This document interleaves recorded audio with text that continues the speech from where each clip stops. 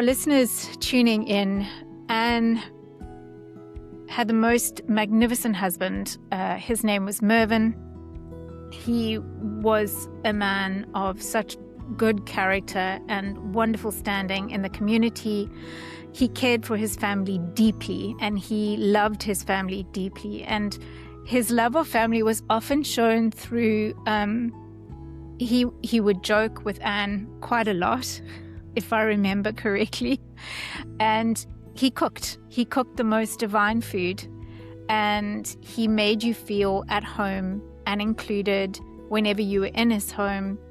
And I know that losing Mervyn has been life-changing for you. So tell us a little bit about what life was like with Mervyn pre the heart condition. I want to kind of our listeners to get a feel of who Mervyn was before that first initial diagnosis.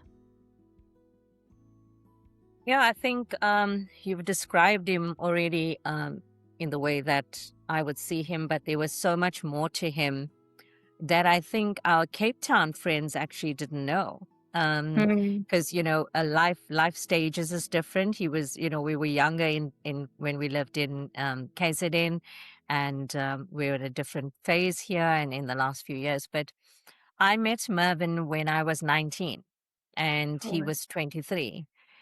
So my entire adult life was formed alongside him. Yeah. The good, the bad, the challenging parts of life, the crazy personalities. We were both very strong-willed, but we had a lot of fun together. Everything was a competition, even board games. Who pressed the buzzer first? That was Mervyn and I. But when I think about him, and I think about him every day now. As a 19-year-old, I came from a more traditional background, whereas Right. he was a lot more, au fait with more of the Western style of living. Yes.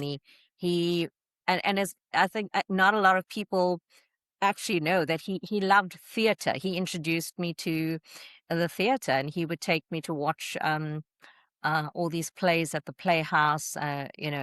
Durban was the Natal Playhouse, and here at the Artscape. Yeah.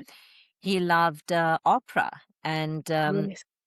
it would drive me crazy. Play this opera, and he was very cultured. He absolutely loved jazz. In fact, I in his remember younger that. days, he even owned a jazz club called Satchmers when he was very young, together with his dad. He was an incredible jazz dancer. He was really, really a good jazz dancer, and I couldn't dance to save my life. He was a phenomenal sportsman.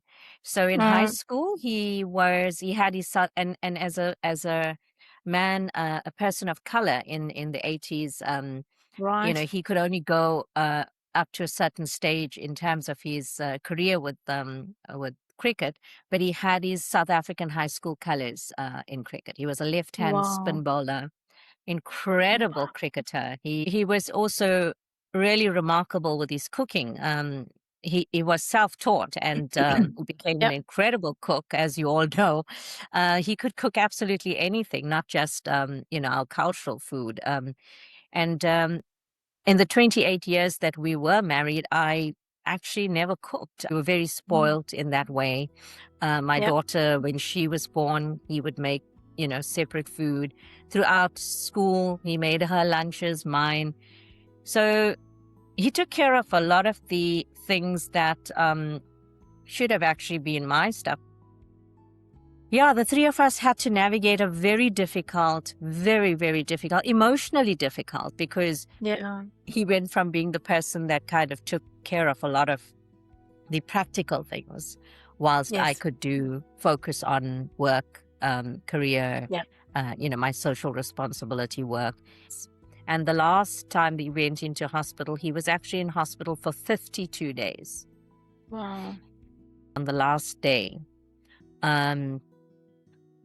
we were waiting outside the theater, and when we saw the surgeon walking from the theater, I still didn't think that was the outcome. And when he put his hands on my shoulder and Xander's shoulder and said, you know, he didn't make it, I think that was the single